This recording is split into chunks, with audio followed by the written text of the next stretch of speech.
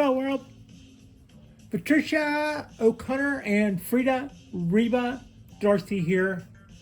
And tonight, what we are looking at is our flagship tree. This is our 78-year-old Japanese Cork Bark Black Pine. I got this tree a little over a couple of years ago, and when I got it, it absolutely perfect. The needles are long now compared to then. And in the past year, we've been messing with our black pines, and we've been learning about. I've been learning about black pines, and I've been learning what I'm supposed to do, sort of with a vengeance. You know, it's just like I've really trying to get the swing of candle cutting and needle selection, and bud selection and needle thinning, and all those very important steps. And there's a reason. There's a reason behind the motivation for that. And if you're looking at the tree right now, you might think that my showing these longer needles would be the motivation. And that kind of, I know a lot of people would look at this tree and go, well, it looks just fine. I mean, if you could just feed it at the right times of year and water it like it's supposed to, it's a good color of green. It certainly looks healthy. So yeah, if you could just do that, and the needles are a little long maybe, but it's probably a matter of taste, you know. That's all that bark on there, that's a pretty tree. That's fine. No, the needles are really long. And also, when I got it, it was absolutely perfect. It was just like right across the top, just like the tightest haircut you had ever seen in your life. And that had, it was that way when I found it. And so not only did I not know anything about Japanese black pines, but I was looking at, to my eyes, an absolutely perfect tree. So what do you do? What do you do to that? Well, nothing, unless you're just looking to mess it up, what you would do is learn everything you can learn about Japanese black. Say you have that tree, put it in full sunshine, make sure you water it enough, and sign up for school. That's what I would say. But what I did is I put it in the sunshine, made sure I watered it every day, and then sat back and tried and started watching videos and kind of tried to learn stuff. But I wasn't learning stuff at the right pace, and I wasn't learning the right stuff, and I didn't know which thing I needed to learn about first. Do I need to learn about, needle plucking, or do I need to learn about candle cutting, or do I need to, well, soon after that, the things turned yellow, and I didn't have enough black pines at the time that it was just one or two, and if they turn yellow, then what did you do? So we would think that it was water, and so we would either water it more or we would water it less, and then, and it's kind of like going back and forth there and trying to get a handle on that one thing first, and maybe that takes you a minute. So sometime later, 10 months have gone by, and the tree never stopped looking great. It always looked great. It always looked tight. And the feeling is that you'll address what you see that needs to be addressed. So if the needles look a little yellow, you read or you watch or you learn about that, and you find out that maybe you're overwatering it, or something like that. And then you also learn what some of your ailments would look like if you had a bug or an insect or something. And the tree was very healthy when I got it, so we weren't really going to be expecting any of that. And then after about 10 months of having the tree, I began to suspect it was yellow a little. I just began to suspect so. And so I decided to take the tree back to my teacher and ask them if they thought the tree looked yellow. And in fact, once I got it off the balcony and under artificial light, I remember looking at it on the elevator. Now the elevator's horrible lighting, but I'm literally going down in the elevator with my tree, And I'm looking down and I go, it looks a lot yellower than it did on the balcony in this dingy lighting. So when I got it to my teacher's garden, a couple of things. One, he didn't think that it looked yellow as much as I did. That's probably because he wasn't used to seeing it every day like I was. I'm thinking that he is the knower of all things because he is teacher, and the reality is I'm the one who actually saw the tree multiple times a day for the last 11 months, and I was the one making a judgment that maybe it was getting a little yellower was probably right, but he wasn't seeing the overall yellow. He did see one portion of the tree and the lower branches of one of the trees and said, "You're not reducing the needles on this tree." And I'd never heard him say anything with he had always had "oh, that's okay, no, you're doing great" kind of an attitude up until then. That was the one time that he kind of like was stopped me in my tracks and said, "You didn't reduce the needles on this tree. And if you don't even out the energy of this tree, it will cast off these limbs. And you're being warned." Well, that sounded pretty serious. So at that point, I looked at what he was talking about, and I thought about what he was talking about. And what he was saying was I was supposed to look at the areas of the tree where it had slightly less needles and look at how many pairs it had. Go up at the top of the tree and look how many pairs of needles they had, and reduce the needles in the fuller part of the tree to even up closer to the number of the needles. So we would reduce these, we'd reduce these a bunch, we'd reduce these some, and we would reduce these a little, and then we get to the weaker part of the tree and we'd reduce probably nothing, right? And that's what you're supposed to do. So that's what he was saying. He was showing me a part of, he goes, the overall looks of it, it looks pretty good. Come to find out, what I had not been doing was I had supposed to been start feeding, when I bought it, it had already had its bud selected, and it had already had its candles cut, and then its bud selected. Those two things had happened, right? So that should have taken us until fall, where I would have picked up feeding the tree. At that point, I hadn't even selected a nutrient that I wanted to go with yet. And I didn't know about the schedule of black pines yet because I still hadn't really found out about any of that. I was just still kind of in the dark, trying to learn about other things at the time. So I totally blew my window of when to start feeding the tree. That is why it started to look yellow 10 months later when I was on the elevator, going down the elevator going, yeah, this thing looks yellow. So the tree was getting weak because it hadn't been fed. And it also hadn't had other things done in time. And now we were going up into candle cutting season in a month or so. So it was probably the time to stop feeding it when I found out that I had totally missed the feeding season.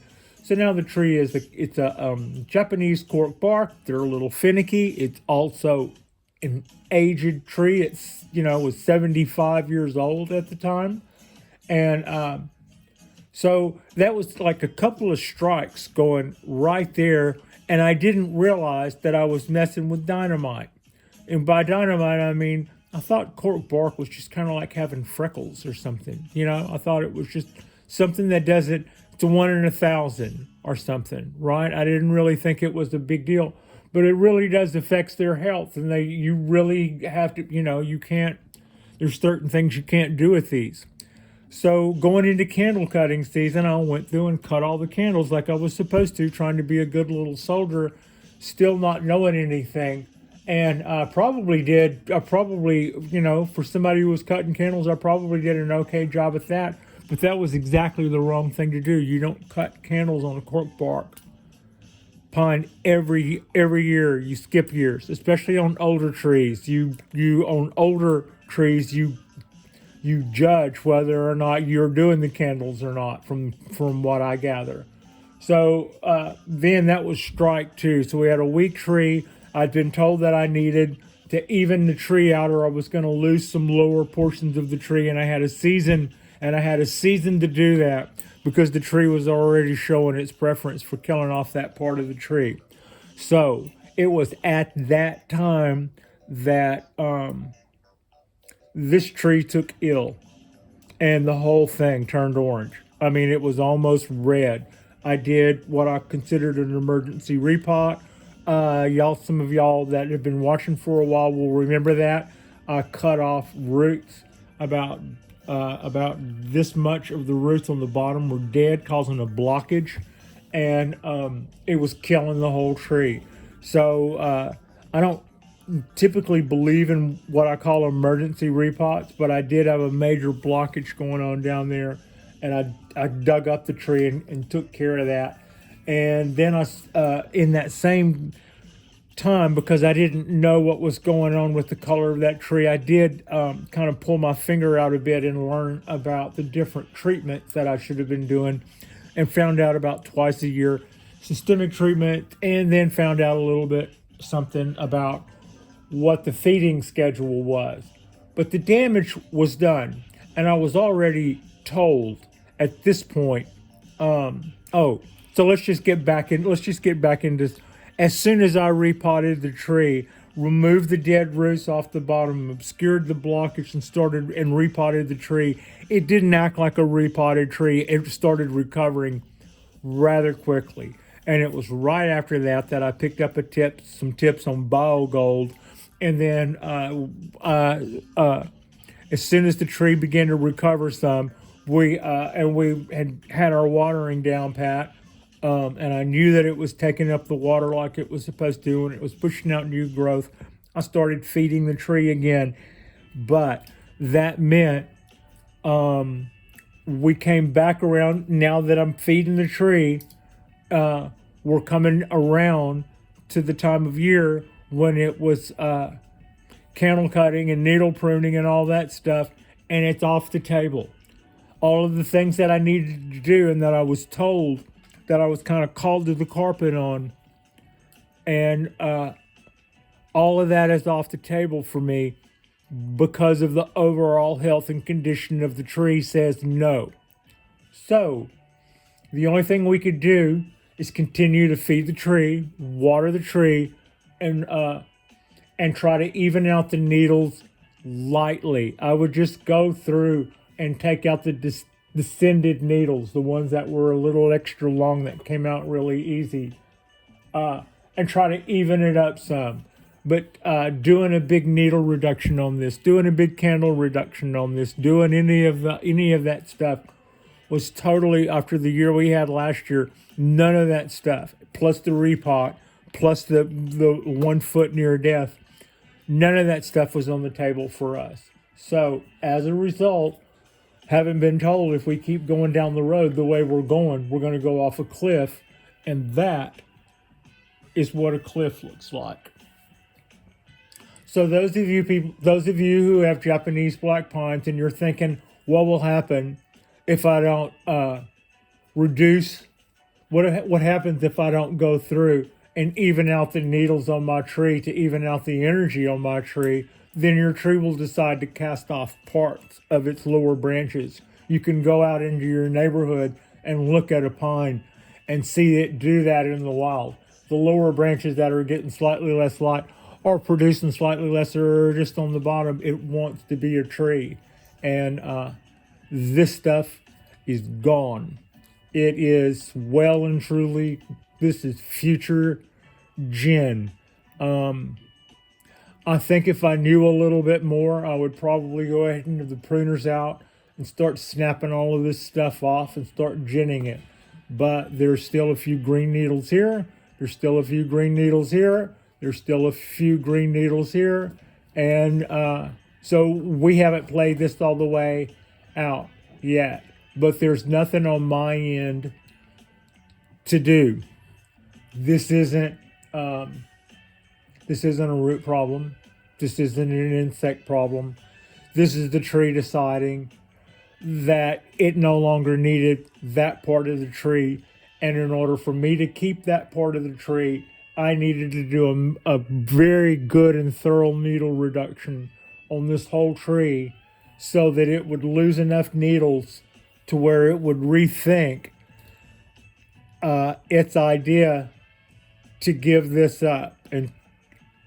And a year and a half ago, it told me it was going to give this up on the other side of a catastrophe. And I had been put in save the tree mode and not save the branch mode kind of ever since. So I think my coming around with good habits and trying to feed the tree now and trying to reduce the needles just some, but I pretty much didn't have any confidence doing that with this tree. I even told y'all on the videos I wasn't going to reduce the needles, but still every once in a while I would look at it and go, you got to do something. You can't do nothing. You can't do anything, but you got to try something. So, in the end, I didn't really do anything, I didn't really do anything. And I don't really feel like I could have. But all things being equal on your Japanese black pines, we do want to do our candles. We do want to do our bud selection. And we also want to even out our needles. We want to take a lot of needles out of the strong area. And we want to take some needles out of the medium area. And we want to take very little to no needles out of the weak area. But in that way, they will rethink their idea to cast off the parts of the tree that aren't giving them the most stuff. So that is a painful, this is the front of the tree too. It doesn't have to be, the tree's good all the way around, but this is the front of the tree. So, maybe next year that'll be some pretty gin. Maybe this time next year, reducing what's dead will cause some of these guys to come back. Maybe this won't go all the way. I wouldn't count on it. I would say this part of the tree is has been shown its papers pretty much, and that's just what happens there. So yeah, that's part of our lesson. It's still a beautiful tree, and we're still got years to go, and I'm not totally dying over it. It's not the best, but it's also it's just kind of, you watch it happen and you think, well, I don't really know. And I did do some diligence on that. I was pretty locked in the situation where I'm wanting to look at the overall health of the tree. And we were able to keep the overall health of the tree. We just were not able to dissuade it in its ambition to get rid of one of its weaker limbs. And that's part of Japanese black pine maintenance. That's what we do. They will always try to cast off something, and that's why we do what we do. So yeah, that's kind of the way that goes. Anyway, a quick look at, I mentioned this a couple of days ago, that I would be showing more of this Japanese black pine. I'd been thinking about this show as that came up. I actually thought about doing this in a couple of weeks and seeing if it became a gin making show, but I'm just going to show y'all what's going on. This, I'm past the heartbreak of it now. It is what it is, and the rest of the tree is going to still be, a gorgeous tree. And we're well on our, and also the thing that helps is figuring out what it is you're supposed to be doing and doing it, so that I don't have to worry about doing this again next year or with my other cork bark. So yeah, but if we ended up showing what this is going to look like in a couple of months as some ghostly looking gin on these branches, maybe, then okay, fine, whatever. Also, this is a good time to show y'all this cork bark. When I got this tree, I was absolutely afraid to touch it. and it's surprisingly hard. Like and subscribe if you guys haven't already. We're well and truly into our weekend, and I'm looking forward to working on some more ponderosas, or maybe working on some more little pine trees, and seeing what else we can get into. This is still our flagship tree. I don't really think it's suffered enough loss to lose its pretty much top dog status. This is a gorgeous tree, and I really love it. I appreciate you, and Frida appreciates you, and thank you so much for watching. There we go. This is a good sign also.